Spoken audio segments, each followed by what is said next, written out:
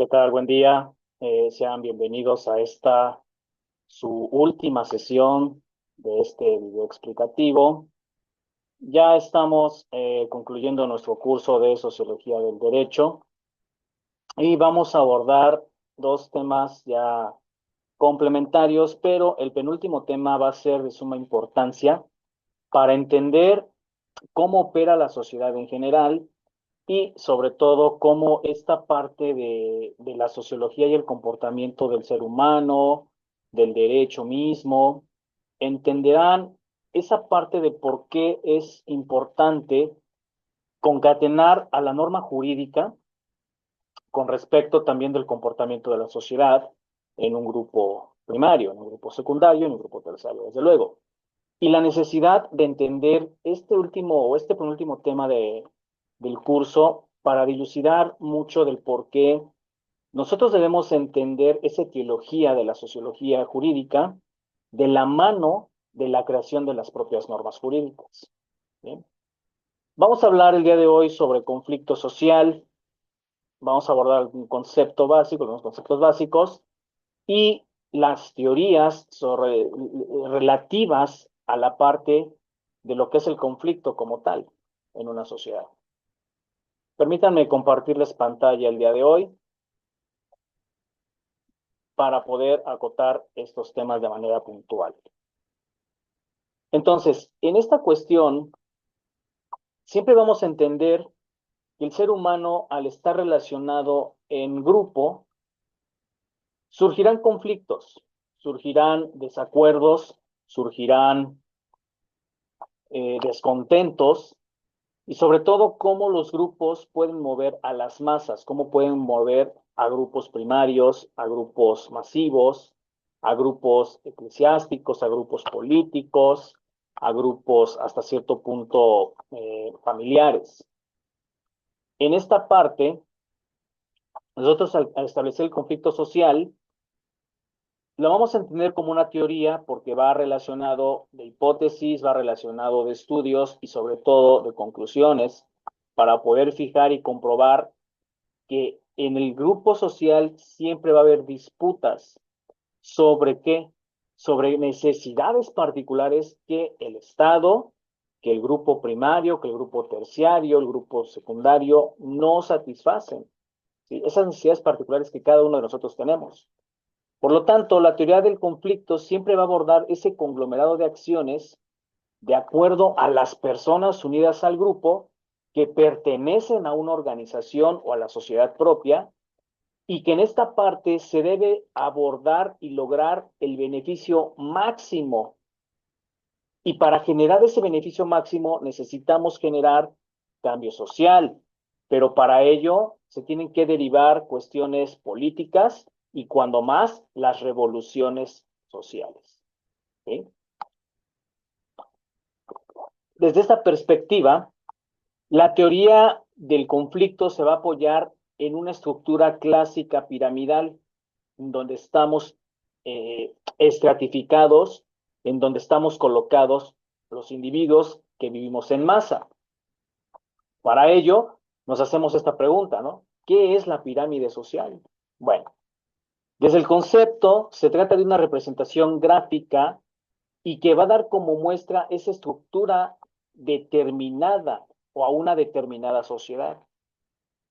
En esta parte, siempre va a ir relacionado o acompañado de lo que es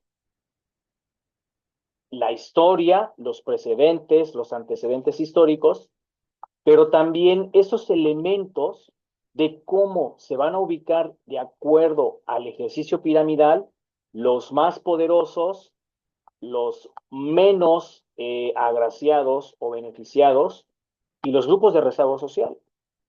¿Sí?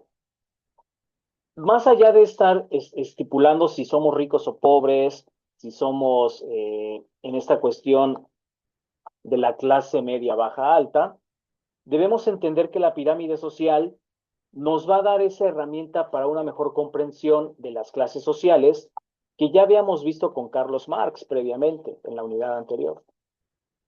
Desde el ejemplo entendemos que en el puntal se ubicarán de acuerdo a la infografía que estoy presentando a los millonarios, a esas clases privilegiadas, a esas clases de élite. Posteriormente seguirán los políticos. Debajo de ellos, la gente con ciertas condiciones de dinero. Por último, por penúltimo peldaño, la clase trabajadora. Y por último, la gente no trabajadora. O sea, esa gente que depende económicamente, ya sea de sus familiares, que son proveedores, o bien del Estado propio, a través de los programas sociales. Dicho de otra manera, esa pirámide, al ser comprensiva de una época determinada, nos va a dar ese grado de estratificación para saber cómo se va a distribuir el poder y esos recursos destinados a la sociedad propia. Principalmente, cómo se está organizando a la sociedad y establecer las relaciones, ahora sí, intersociales entre cada una de las diferentes clases que operan en este sistema piramidal. ¿Sí? Antiguamente, si ven la infografía a mi lado derecho, a su lado izquierdo de ustedes, verán esa cuestión de cómo en el puntal más alto se encontraban los grupos monárquicos. Subsecuentemente, el alto clero, es decir, las altas autoridades de la iglesia, y posteriormente la nobleza misma. Debajo de ellos, la clase burguesa y el ejército, porque el ejército también es un grupo de élite privilegiado. ¿Sí? Posteriormente, ahora sí, el estado llano, el pueblo, es decir, el proletariado, los campesinos, los artesanos. Ahora, ¿cómo se compone la pirámide social? Pues lo que estamos explicando. Va a hacer referencia a esa muestra determinada de una población en un momento histórico, en un momento determinado. Repito, la monarquía eran los reyes, o son los reyes, y tienen junto al clero ese grado del poder para controlar una población. Contrario a lo que ustedes pudieran creer, el clero en todas sus representaciones, católicos, cristianos, evangélicos, mormones, tienen ese poder de control sobre la población mediante las deidades, mediante esa cuestión eclesiástico-religiosa. La nobleza, ¿qué son esos caballeros ilustres que pertenecían en relación a la confianza de los gobernadores? Sostenían ciertos privilegios. De la mano de las burguesías, que también son formas hasta cierto punto de gobierno, era una clase social en donde con los mismos privilegios que antecedían, se tenía un estatus más privilegiado. Y desde luego el ejército, que son los encargados sí de ir a batallas, pero también a través de esas hazañas obtenían el privilegio de atender en un estamento social. Y sobre todo, el ejército es creado también para el control social, controlar a las masas, controlar al grupo. El tercer estado lo va a componer el pueblo, que es el estrato social más bajo. Y sobre todo, el pueblo no va a contar con privilegios. ¿Por qué? Porque parte de las ganancias se distribuían al rey, se deberían pagar como tributo o como impuestos a los principados, a los reinados, a las monarquías. ¿Sí? Y sobre todo, ellos no contaban con derechos reconocidos por parte de los monarcas. Por eso las monarquías, al paso del tiempo, se convierten en tiranías. ¿Sí? ¿Qué características tiene la pirámide social? Por una parte, va a establecer características sobre la estructura social de una población, que relacionado con la propia estructura social, van a ser más propias esas sociedades de acuerdo a los elementos de estratificación. Y al estar en estos estamentos descendientes, la zona corresponderá al sistema que pertenezca, es decir, en donde naces es el estado en donde vas a morir. Por lo tanto, antiguamente se decía que desde los puntales, el derecho que pertenece a un determinado estamento, tú lo vas a adquirir a través del nacimiento. O sea, si yo voy a nacer en una monarquía, será mi estamento ser hijo del rey. Si era hijo de un campesino, mi estamento por nacimiento será ser del proletariado. ¿De acuerdo? Ahora, Después de la Segunda Guerra Mundial, perdón, de la Revolución Francesa, siguen existiendo todavía este tipo de estratificaciones, este tipo de pirámides, este tipo de características de la pirámide en algunos lugares del planeta. Y todavía hoy en siglo XXI existen, sobre todo en países del Medio Oriente, en algunas monarquías, ya no tanto autócratas, pero sí monarquías representativas y monarquías hasta ciertas condiciones demócratas, vamos a ponerlo así.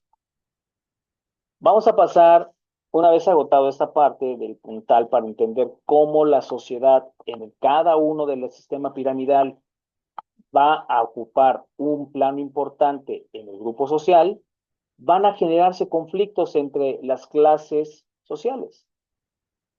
Y el conflicto para Eduardo Juan Couture nos habla que es un choque de intereses excluyentes, pero que la pretensión de ese grupo de choque tiene que ser resistida y hasta cierto punto con un grado de inasistencia, que va a enfrentar desde la sociedad a uno o varios estados. También ese conflicto puede afectar a unos estados, ¿sí?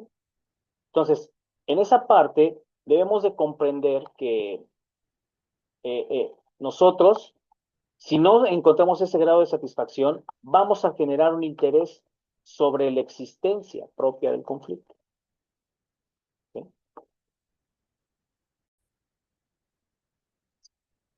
Bien, entonces, en esta parte, cuando nosotros hablamos que el grupo tiene ese choque de intereses que se van a excluir, de cubrir ciertas necesidades primarias para el grupo propio, necesitamos establecer que esa pretensión está cayendo en un grado de resistencia por ese grado de ser insatisfecho.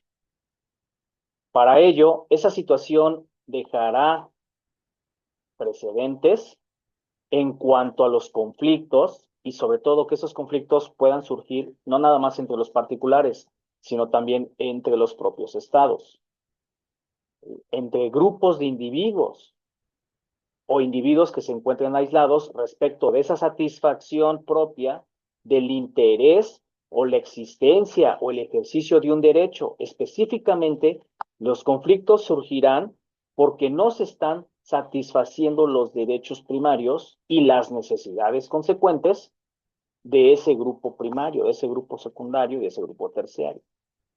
¿De acuerdo? Ahora bien, esa expresión tiene que derivar del conflicto mismo a llegar a una resolución. Pero aunque el conflicto se resuelva, a veces de manera insatisfactoria, no significa que el conflicto va a desaparecer, sino más bien reducirá el grado de tensión para que no escale más allá el propio conflicto. Recordemos esta parte de Rusia con Ucrania. O sea, cualquiera podría decir que los rusos son muy malos y los ucranianos son víctimas, pero hay que entender la raíz del conflicto, ¿sí? Esta parte de cómo el presidente ucraniano deseaba su adhesión a la OTAN y eso desde el punto de vista geopolítico no era bien visto por los rusos, porque Estados Unidos entonces emplearía bases militares prácticamente en la casa de los rusos. ¿Me explico?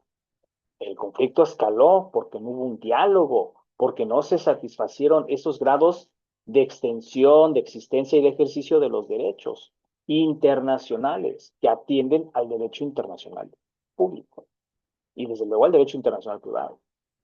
Ahora, dentro de la teoría del conflicto, esta va a basar una orientación sobre esa oposición que tienen los grupos respecto de ciertos individuos a través de las propias estructuras sociales, de las cuales la sociedad en constante movimiento siempre estará sujeta a cambios de manera continua. Y sobre todo, esa base y esa posición es la estructura del hombre en la sociedad. Y principalmente que la sociedad es la extensión del hombre propio, ¿sí? Antes de aparecer esta teoría del conflicto, el conflicto mismo era visto como una patología social, es decir, como un síntoma normal de la sociedad, como un síntoma que tiene que suceder día con día. Dentro de las sociedades perfectas, una sociedad como tal tiene que vivir sin conflictos, pero este es un criterio muy utópico, esto no sucedería. Y sobre todo, que esas utopías necesitan sostener esos constructos de modelo para que una sociedad sin conflictos sea una sociedad cooperadora. Esa sociedad cooperadora tiene que llegar a un bien común, a un fin colectivo, el bienestar social. La teoría del conflicto va a plantear y replantear condiciones de valores desde una negativa tradicional, pero también innovar un cambio social a través de mecanismos de conflictos sociales. Por eso para John Dewey se expresa que el conflicto hasta cierto punto es la condición natural del pensamiento. El ser humano siempre va a estar con pensamientos todo el día y esos pensamientos pueden generarle conflictos y esos pueden generarle pensamientos rumiantes que lo van a llevar a conflictos. Por eso esa aparición del teoría del conflicto históricamente se da a la luz del lanzamiento de la bomba atómica en Hiroshima y Nagasaki en el año de 1945. Trae aparejada que este cambio social modifica completamente la raíz del conflicto a través del exterminio de la especie humana.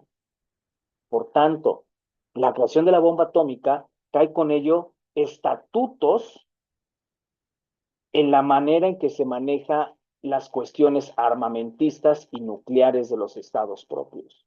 Porque los estados no pueden seguir exterminando gente de esas o con esas características.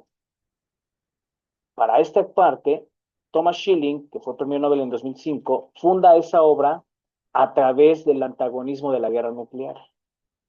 Esa cuestión se debe centrar en que se debe considerar el conflicto en una dinámica social, pero que tiene que llegar a los acuerdos necesarios por medio de los consensos, para entender cuáles son las desigualdades estructurales que orienten a una mejor integración del grupo social. Es decir, nosotros como conflicto necesitamos entender esa etiología y llegar a acuerdos sanos, acuerdos que satisfagan las necesidades de cada uno de los intervinientes en el grupo social. ¿Para qué? Para que desde el conflicto social entendamos que la forma que tienen las luchas se deben intentar ese destino final de los recursos disponibles hacia ciertos objetivos que se consideran incompatibles entre sí. En esta parte, por ejemplo, los programas sociales han creado muchos conflictos hoy día, sobre todo con el gobierno que hoy opera en México.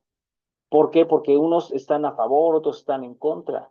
Pero la realidad de ese conflicto social es que los recursos están siendo bien destinados, están siendo bien operarios. ¿Para quiénes? Para los grupos vulnerables, para los grupos que ya no, hasta cierto punto, no pueden seguir siendo económicamente activos para el país. Por lo tanto, muchas veces las luchas se van a dirigir en primer lugar para adquirir prestigio, poder y recursos en una situación de escasez. Porque recuerden que el conflicto viene de la mano también de estas cuestiones de las condiciones sociales en que operan los grupos de mayor rezago social, en los grupos que tienen escasez de servicios públicos. El tema del agua en México actualmente ha creado conflictos entre el Estado, las autoridades y la sociedad en general, porque es un derecho humano tutelado en el artículo 4 de acuerdo a los DESCA. En el artículo 4 constitucional se desprenden esos DESCA, derechos económicos, sociales, culturales y ambientales, que pretenden jurídicamente, humanamente, una vida digna de los ciudadanos. Pero si nosotros estamos en un grado de escasez de agua, por ejemplo, ya no se está cumpliendo ese paradigma del prestigio a través de qué? De la lucha social. Sino más bien se está creando un conflicto en donde el Estado mismo, al no tutelar ese elemento garantista del agua potable, genera descontento social, genera crisis, genera pelea.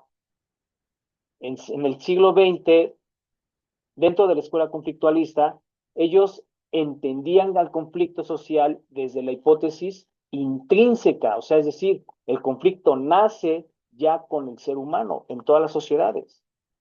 Pero desde la escuela integracionista se considera que el conflicto es una cuestión patológica, o sea, que el conflicto puede ser creado incluso conscientemente por los seres humanos que no pretenden vivir en armonía en una sociedad. ¿Qué funciones tiene un conflicto social? Entendido desde su elemento conceptual, el conflicto social es un proceso disociativo, ¿sí? Y que de acuerdo a cada una de las funciones que vamos a estudiar a continuación, el conflicto, al ser un proceso disociativo, tiene que tener elementos de lucha, tiene que tener elementos sobre los sujetos que intentan destinar esos recursos disponibles hacia los objetivos primarios de la sociedad y que se están considerando incompatibles entre sí. ¿De acuerdo? La primera función del conflicto es establecer las fronteras del grupo. O sea, el conflicto me va a ayudar para, por un lado, fijar y por el otro mantener esa identidad social en determinadas fronteras. Lo que establecemos distinguir a los sistemas sociales. ¿Por qué? Porque fijar fronteras también fijar es un punto de respeto. Es fijar esa coyuntura en donde los grupos necesitan establecer límites y parámetros de convivencia, como por ejemplo lo que está sucediendo ahorita en esta renegociación del TECMEC entre México, Estados Unidos y Canadá, en donde la política del presidente de los Estados Unidos es fijar aranceles indiscriminadamente a productos de los participantes en el TECMEC, mejor dicho. Por lo tanto, este grupo necesita sí robustecer esa conciencia distinguida del sistema social, pero resarcir desde las fronteras mismas el grado de respeto y hacer valer las condiciones contractuales de ese contrato internacional de mercaderías. La segunda función es que se debe de ser un elemento promovente y que haya equilibrio entre los grupos. ¿Por qué? Porque hasta cierto punto el conflicto provoca repulsión, pero esa repulsión va a mantener en equilibrio al grupo social, lo va a unir. ¿Para qué? Para comprender, este autor de apellido Couser nos dice que los conflictos entre las relaciones de castas se establecerán a través de la separación y la distinción de las mismas, pero van a garantizar su estabilidad de acuerdo a la estructura social, por ejemplo, en las sociedades hindúes, y que de acuerdo a esa integridad provocar un equilibrio de reclamaciones diversas entre las castas rivales. O sea, no tan fácil vas a interceder o no tan fácil vas a increpar a un sistema de castas. ¿Por qué? Porque en esa línea nosotros debemos comprender que el grupo necesita un punto de equilibrio, necesita estar bien establecido, necesita hasta ciertas condiciones los parámetros que garanticen ese equilibrio mismo de la sociedad. Y sobre todo, que a través del conflicto se establezcan esas condiciones repulsivas recíprocas. ¿Para qué? Para que en la función de la frontera el grupo se distinga de un sistema social con respecto de otro. ¿De acuerdo? El tercer criterio, función de solidaridad a los miembros del grupo. Simmel, que es un sociólogo alemán, nos habla que las funciones del conflicto es promover la solidaridad entre los miembros del grupo social.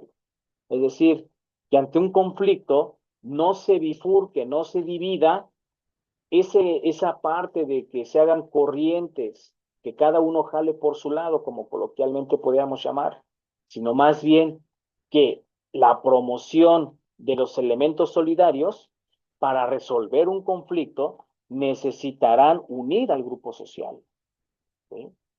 Entonces, este sociólogo considera que enemistarte y ser antagonista sí puede conservar al sistema social y hasta cierto punto equilibrar a las partes, Pero hay que entender que si esa enemistad y ese antagonismo está direccionado con otro grupo social rival, te va a permitir en el grado de unidad y de solidaridad combatir tus necesidades y sobre todo hacer frente a ese grupo de choque. Para Simmel también, esta parte del estrato o la casta se debe unir solidariamente solo como una consecuencia cuando haya una enemistad en común con miembros de otras castas o de otros estratos. O sea, que si la lucha de clases está en constante conflicto, cada uno desde su operatividad social necesita unirse, ¿para qué? Para contrarrestar al grupo rival. Por eso en las guerras, hasta cierto punto, existen los aliados, como lo hubo en la Segunda Guerra Mundial. ¿Por qué? Porque dentro del sistema de castas entendemos que los países poderosos pues eran Estados Unidos, Rusia, los ingleses, hasta cierto punto los franceses, y fueron contrarrestando solidariamente a los grupos del eje, ¿sí? Berlín, Roma, Tokio. Y que en esta parte están dentro de las mismas enemistades y antagonismos que puedan tener, encontraron el equilibrio para, en primera, derrotar al sistema nazi. 2, derrocar a esos líderes. 3, armonizar una paz mundial. ¿Vamos comprendiendo? La cuarta función, de acuerdo con Simmel, es que si no se tuviera la posibilidad de rebelarse contra la tiranía, contra cuestiones de arbitrariedad o de extravagancia de los propios gobernantes, y esa falta de tacto que tienen con el ciudadano, nosotros no estaríamos en condiciones de soportar esas relaciones humanas. Y sobre todo, que el conflicto nos haría sufrir desde el punto de vista material de la conducta hostil. Porque recuerden que las tiranías son elementos hostiles. Sí me le explica que la expresión de hostilidad en el conflicto tiene funciones positivas, que por un lado permiten mejor integraciones entre los humanos, pero va a impedir la disolución del grupo de acuerdo con las condiciones hostiles que se presenten en cada uno de los momentos. El conflicto como tal despeja un ambiente y elimina la acumulación de disposiciones hostiles, obstruidas y frustradas, pero de acuerdo a la libre expresión de la conducta humana. ¿Me explicó? En esta parte, si yo empiezo a desestimar la hostilidad de ciertas castas, de ciertos grupos, de acuerdo a mi libre expresión, determinaré y condicionaré esta parte de la violencia que se genera a través de un conflicto. Simmel también nos explica que el grado de hostilidad lo pueden expresar a través de conductas directas sobre una persona o un grupo objeto primordial. O sea, esta expresión directa tiene que constituirse en contra del causante de esa frustración social.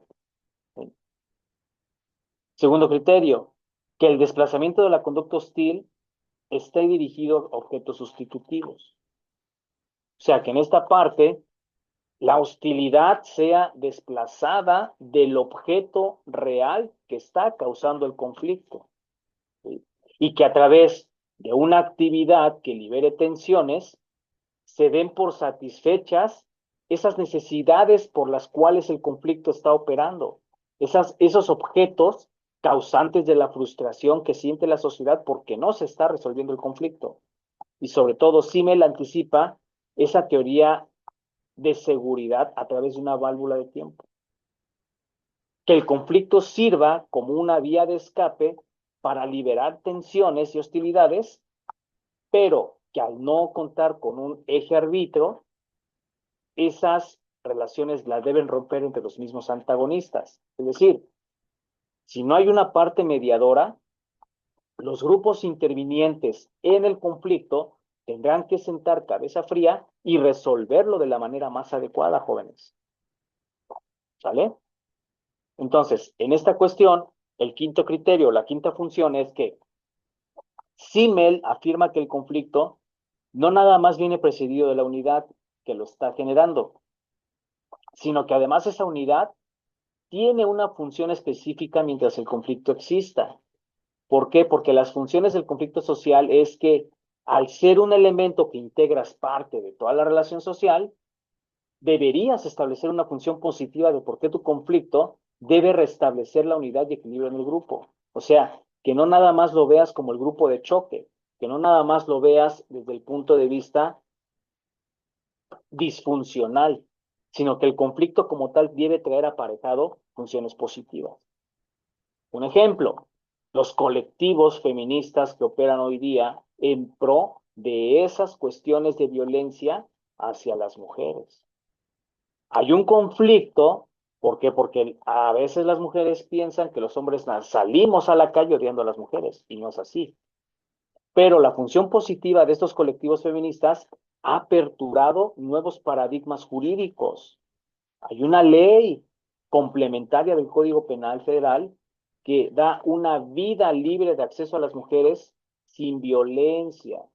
Los estatutos de la Comisión Belén do Pará y de la Convención, del Comité CEDAW y de la Convención Belén do Pará han dado dentro del conflicto social esa unidad de restablecimiento de los derechos garantes para las mujeres que sufren cualquier tipo de conducta violenta. Y por lo tanto, ese conflicto se debe de encaminar a resolver contradicciones sociales, no a dividir a las sociedades, sino más bien entender que se debe determinar una unidad social, aliviar las tensiones entre los grupos que están divergiendo ese conflicto. ¿Me explico? Que el conflicto también puede servir para eliminar corrientes opuestas, pero desde el punto de vista restablecedor, para unir al grupo social. Cuando tú tienes esta cuestión de servir, eliminar corrientes opuestas y restablecer la unidad del grupo, vas a relajar la tensión de los intervinientes antagonistas en el conflicto. Y como consecuencia de ese relajamiento, ayudarás a recuperar y mantener la estabilidad del grupo social. ¿Sí? Desde luego, no todos los grupos tienen esta función positiva. ¿Por qué? Porque van a realizar otras cuestiones para el mantenimiento de una buena relación, fijando qué metas, objetivos, valores o revalores, intereses mutuos que no estaban en contradicción, pero de los cuales necesitará renacer la positividad y la estructura social. El sexto criterio de función es aumentar la cohesión interna del grupo social, es decir, aumentar ese grado de unidad ante grupos extraños que puedan atentar contra los elementos internos del grupo social. O sea, Simmel nos dice que en tiempos de paz, los grupos pueden tolerar a esos grupos antagónicos que están creando condiciones indecisas y que dentro de sus propios caminos evitarán el modo de enfrentamientos. ¿Sí? O sea, países, estados, sociedades que puedan tener intereses propios o ya de otra índole, con otras cuestiones, generarán conflictos, pero que desde una orientación recíproca, a veces pueden tener orientaciones despóticas y tendencias a los conflictos bélicos. Por eso la guerra siempre sentará las bases en robustecer grupos centrales, grupos que controlen a las masas, que despojen de esa identidad social a la masa social, valga la redundancia, y se garanticen sobre una base despótica. ¿Por qué?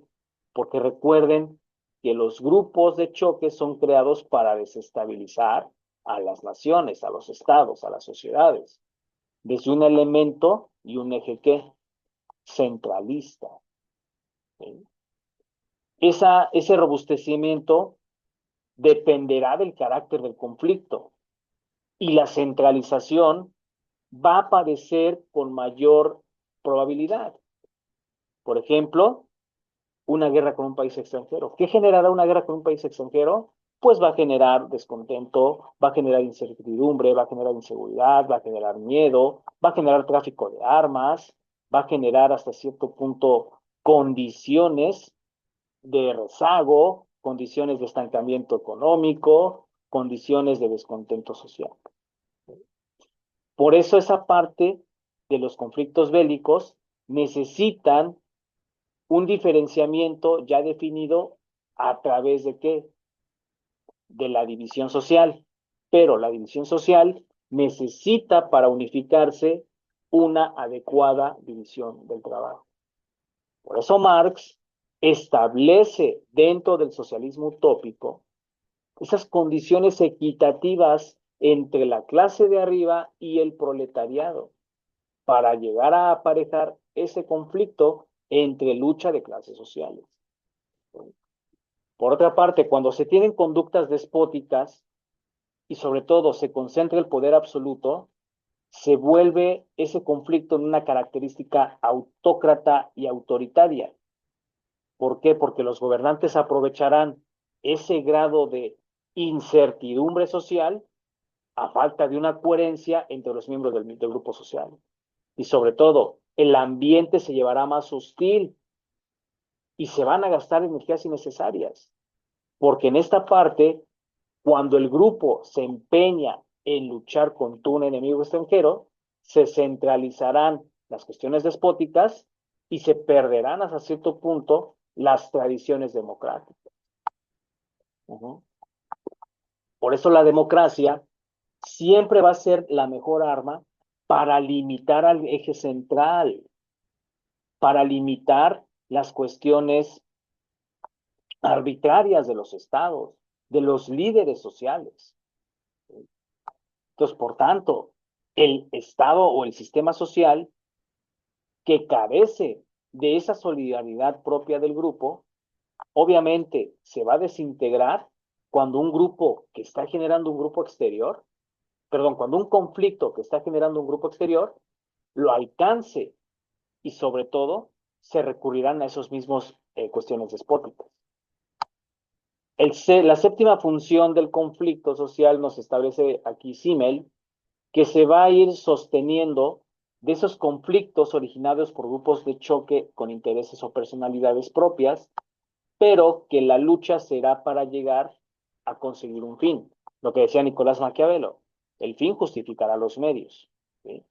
O sea, Simmel por un lado nos admite que el conflicto surge de manera excesiva para una necesidad de satisfacción de impulsos agresivos, pero que a través de la manifestación de los intereses, ese conflicto va a perder el sentido real del objeto para el que fue destinado y, sobre todo,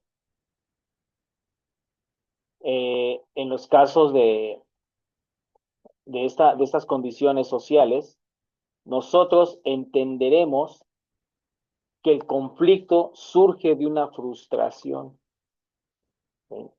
Que el conflicto, al no ser satisfactor de ciertas demandas y recrudecer esas hostilidades, deben lograr beneficios para resarcir esas cuestiones de frustración y sobre todo que los conflictos reales son medios para lograr un fin específico. ¿Sí? Y de la mano, a ver, vamos a entender esta parte. Esos conflictos que surgen frustración de demandas específicas que estimen sobre las ganancias y que beneficien a un elemento frustrador o frustrante que cause frustración, se van a llamar conflictos reales, porque están logrando un objetivo específico, el descontento social. Pero los conflictos irreales van a implicar esa interacción de dos o más personas, de dos o más estados, y no son ocasionados por los fines rivales, sino liberarán las tensiones cuando menos de uno de ellos.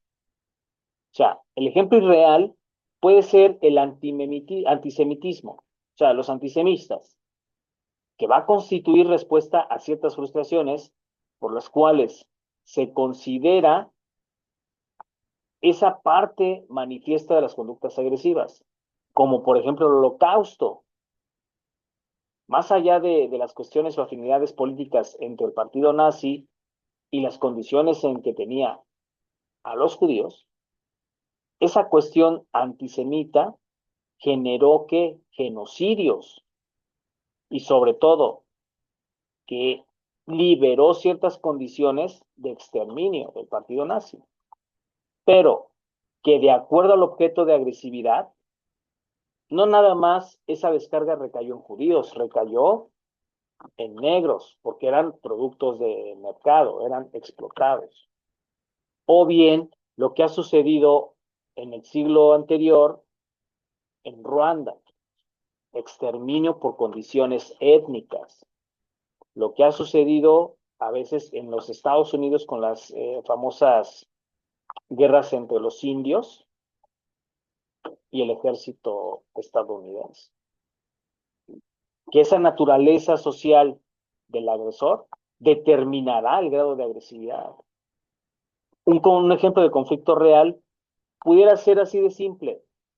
Cuando hay descontento en las empresas y los líderes de mando, en donde se pueden tornar hostiles, irracionales y difusas. Porque hay un antagonismo de intereses. Por un lado, se deben respetar las condiciones laborales óptimas, tu salud mental, tu salud física, tu salud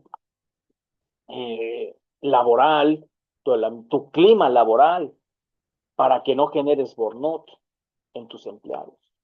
Entonces, en esta parte, cuando la posición de mayor poder explota, genera estrés en aras de obtener mayores ingresos a costa de la salud de los trabajadores, se pierde la armonización en ese empleo y por lo tanto hay un antagonismo de intereses.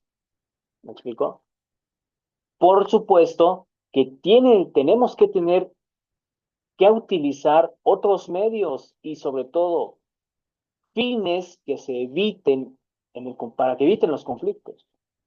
¿A través de qué? De los convenios colectivos, de los acuerdos, de las charlas, de los consensos. Una sociedad en cualquier condición que se encuentre, si sabe llegar a consensos, es decir, tomar en cuenta a todo su grupo, generará mejores condiciones para resarcir un conflicto. Dentro del conflicto irreal, entendemos que el conflicto irreal suele ser menos estable que el real. ¿Por qué? Porque el conflicto irreal está ocasionado para liberar las tensiones, ¿sí? Para ejercer hasta cierto punto más violencia. La agresividad, cuando se torna reprimida, se va a desviar hacia otros canales. Por eso es importante que nosotros, dentro de los conflictos sociales, gestionemos el estrés, gestionemos esa cuestión de segregar adrenalina además. Y al contrario, entender que la vía del diálogo generará mejores condiciones para resarcir y resolver un conflicto. Y en el conflicto real se van a presentar funciones más alternativas y sobre todo encontrar esos elementos potenciales para que las partes encuentren el grado de eficacia y armonización de su sociedad. Por eso, cuando el conflicto se ha detectado y se logra para un fin, las condiciones de sustituir el conflicto necesitarán esos mecanismos de solución. El siguiente criterio, a mayor intimidad de la relación, mayor de intensidad es el conflicto. Claro, dice el dicho, pueblo chico, infierno grande. ¿Sí? O sea, si para medir la integridad o la intensidad del conflicto, debemos entender cómo se está inmiscuyendo íntimamente los participantes del proceso. ¿Por qué? Porque a mayor intensidad de la intimidad, crecerá más el conflicto y sobre todo cuando el enfrentamiento se derive de grupos extraños al objetivo. ¿Por qué? Porque si nosotros tenemos intereses en común, el conflicto siempre como tal va a tener el grado de participación de sujetos que desempeñan diferentes roles, diferentes cuestiones de cómo van a generar mayor hostilidad o en su defecto negociar con los intervinientes del objeto de conflicto. Es decir, que dentro de un conflicto entre personas hay relaciones íntimas, claro, pero cada uno de ellos en el grado de implicación asumirá o características más violentas o más agresivas. Otra hipótesis es que la hostilidad basada en el conflicto nos dará ese sentimiento colectivo, ya sea para que te sientas adscrito o pertenezcas a los grupos que están generando el conflicto, a los grupos que lo están solucionando. Por ejemplo, el odio, ¿no? El odio puede ser originado por condiciones emocionales, por condiciones químicas, por condiciones hasta cierto punto personales. Y una persona que genera odio o que tiene sentimientos de odio es un grave peligro para que el grupo se conserve. ¿Por qué? Porque dentro de los conflictos interhumanos, cada uno de los sujetos que se odian perseguirá al enemigo del grupo y alcanzará el medio de destrucción, no por la razón, sino desde la destrucción misma. Obviamente, el siguiente criterio, el conflicto puede establecer una estabilidad social, sí y no. A medida de que no hay oportunidad dentro del surgimiento del conflicto, no significa que va a dar un índice de estabilidad social fundamental, al contrario, va a incrementar el grado de hostilidad, pero con la ausencia del conflicto van a ir disminuyendo esas conductas que impliquen una devoción incondicional, es decir, con la ausencia del conflicto a lo mejor no puede existir seguridad respecto a las bases que estamos estableciendo en el grupo social. La ausencia de conflicto busca asegurar que las relaciones prescindan de privilegios, prescindan de ciertos estatutos que atenten contra el grupo social general y sobre todo van a evitar cualquier tipo de conflicto mayor. Décima función, que el conflicto junto con otros grupos va a contribuir a definir la estructura propia del grupo y va a determinar qué reacción se debe tener frente a un conflicto interno. En este caso, Simmel afirma que la situación bélica se da por grupos que son intolerantes, ¿sí? Que esos grupos no se vinculan y sobre todo no permiten condiciones eventualmente desviadas, pero enderezarán la unidad del principio coordinador del grupo. Es decir, que entre la distinción que hace Simmel de grupos pequeños y los grandes grupos será esa condición que para que el grupo se pueda beneficiar necesita disminuir el número de sus integrantes. Y sobre todo que esa disminución va a permitir eliminar a elementos que se beneficien del conflicto mismo. Porque dicen que donde hay crisis hay oportunidad. Muchas veces la gente o los grupos o el propio Estado espera un conflicto para obtener beneficios, para obtener ganancias. Por eso a veces dicen, divide y vencerás. ¿Por qué? Porque en el grupo, cuando hay un conflicto, pudiera haber miembros que nada más van a estar atentos a ver cómo se mueven las disputas sociales. Y sobre todo, entenderán que no asumen un compromiso real para tratar de resolucionar el conflicto, sino obtener esas ganancias. Dentro del conflicto interno, entendemos que esos grupos pequeños van a tener esa profundidad para sentar bases consensuales y llegar a una relación y darle más auge al grupo. Que dentro de los grupos militantes, esos grupos van a reaccionar violentamente contra los herejes. Y los herejes no lo direccionan, jóvenes, a esa cuestión de la Santa Inquisición o de la Iglesia Católica o de las deidades, etc. No, un hereje es una persona que va a discrepar del pensamiento, tiene una idea diferente sobre un sistema en general, ¿sí? Pero que de acuerdo con esto, también se va a encontrar dentro de la militancia social con los disidentes. O sea, por ejemplo, en cuestiones eclesiásticas, esa consecuencia numerosa va a permitir al disidente la libertad de expresarse mejor sobre la estructura propia de esa entidad eclesiástica.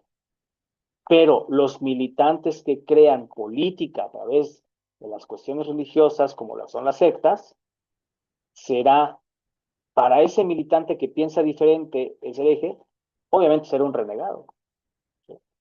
Entonces, dentro del conflicto, el hereje sigue manteniendo los valores básicos, pero está renegando del tema central de operatividad del conflicto. Por lo tanto, al amenazar, borrará las fronteras del grupo. Desde luego, el disidente va a crear una mayor confusión dentro de la herejía, pero se va a separar del grupo. Sin embargo, insistirá en la toma de decisiones. ¿Por qué? Porque un disidente hasta cierto punto es una persona que tiene dos caras. No sabe si va a fundar parte del grupo o en cualquier momento dará la espalda y se unirá al enemigo para tratar de obstruir la acción primaria del conflicto para resolverse. Entonces, en esta cuestión, cuando el grupo ya se ha formado a través de una institución en marcha, establecerá definiciones de cómo se está resolviendo y relacionando ese conflicto con los grupos. Nos dice Simmel que si ya se ha definido esa relación de énfasis radical, los grupos pequeños son más radicales que los grandes. Por eso repito esta parte, pueblo chico, infierno grande.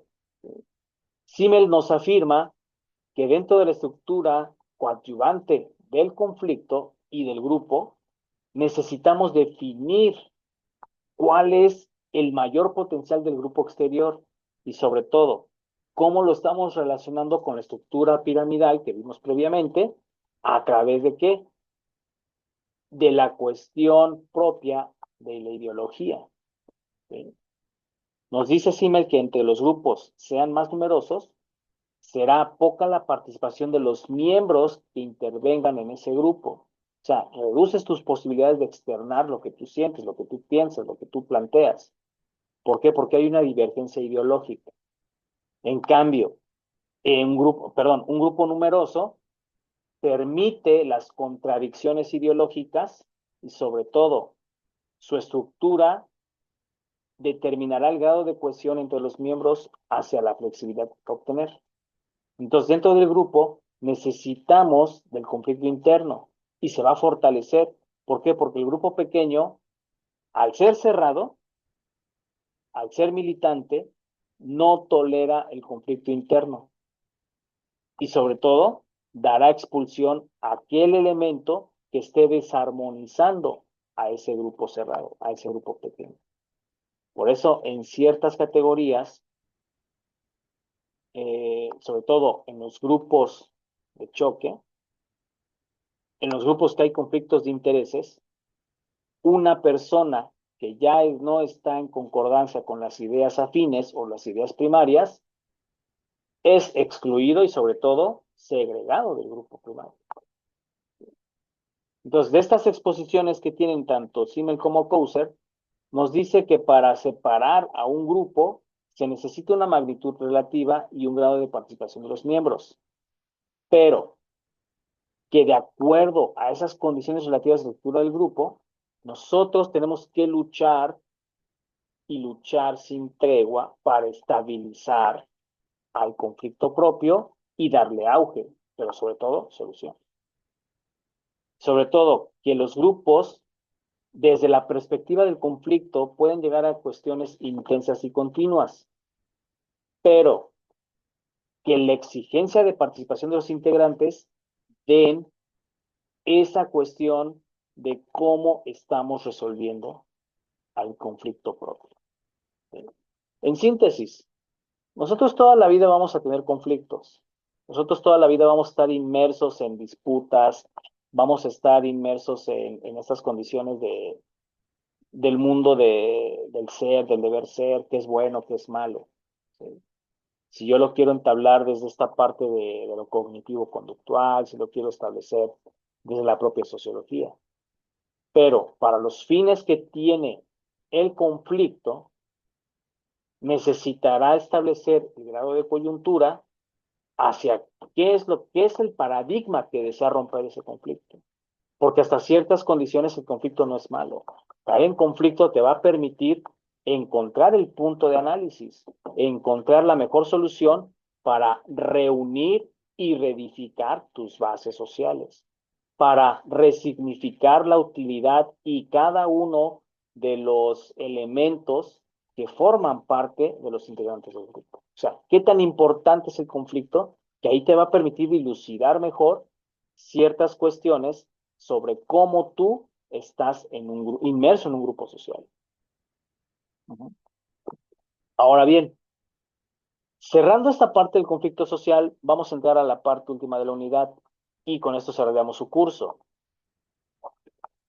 ¿Cuáles son los principales componentes sociales del elemento jurídico? Desde luego, las normas jurídicas, que vistas desde el punto de vista, se van a establecer en normas sociales, normas de etiqueta, normas religiosas, las propias normas jurídicas, eh, normas de trato social, normas de etiqueta, pero ¿qué participación tienen con la sociedad?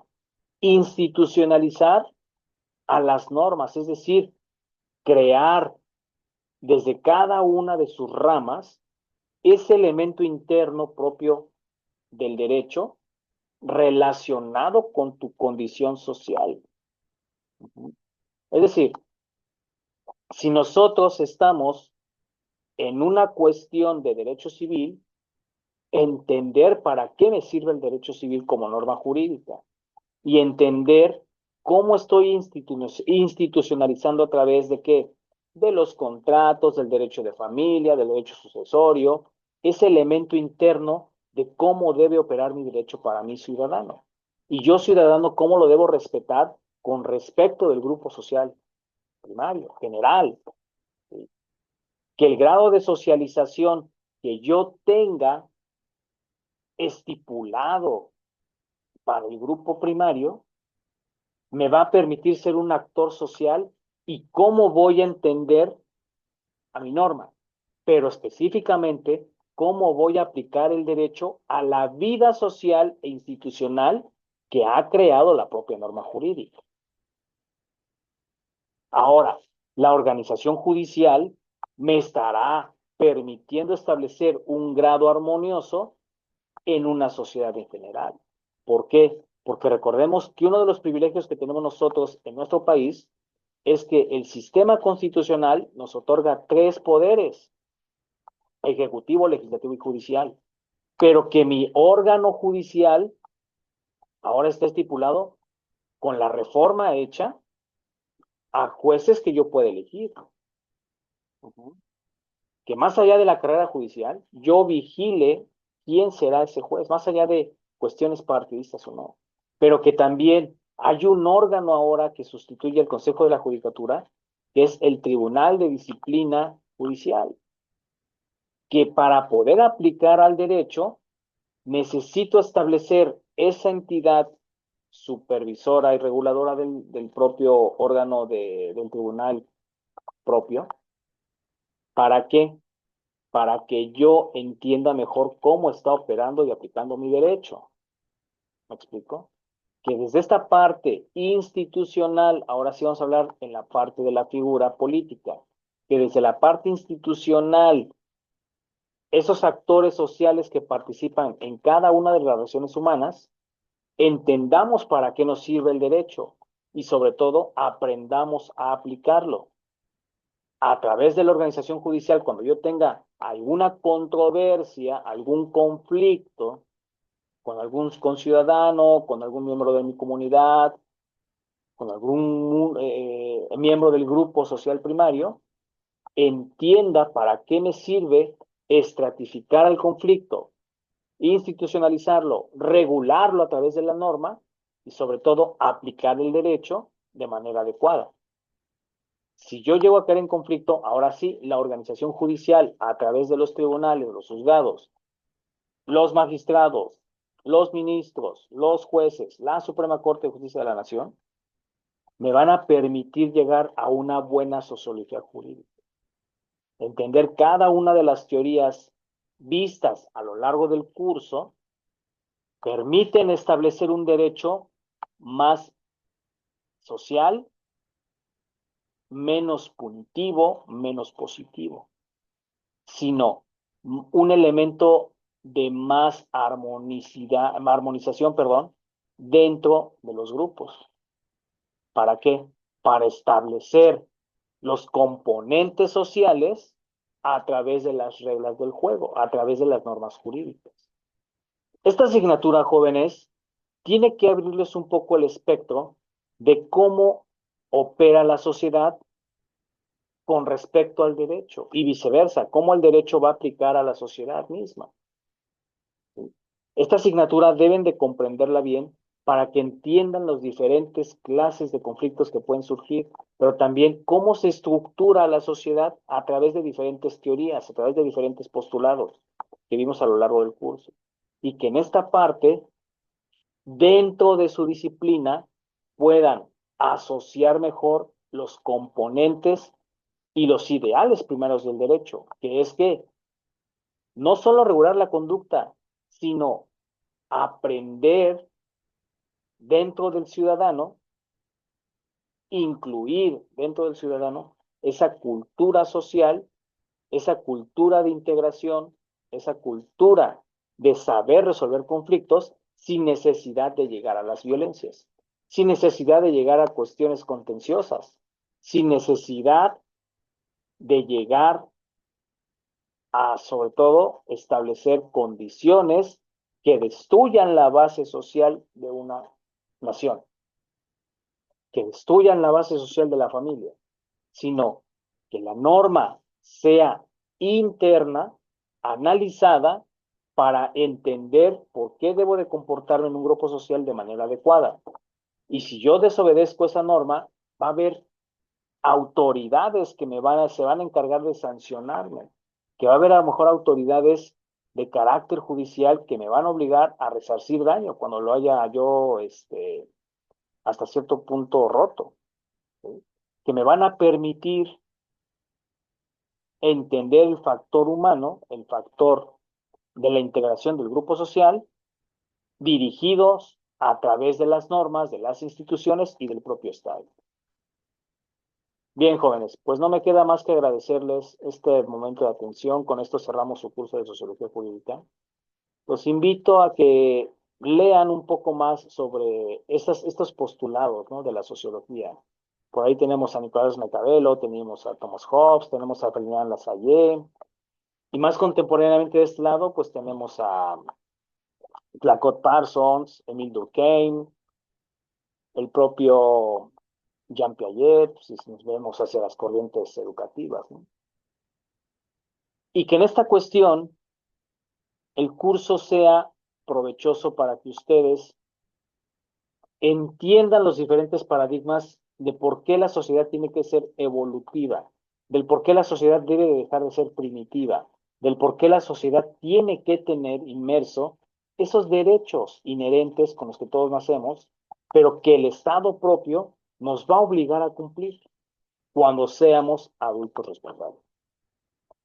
Suscríbanse al canal y bueno, muchas gracias por su atención. Hasta luego.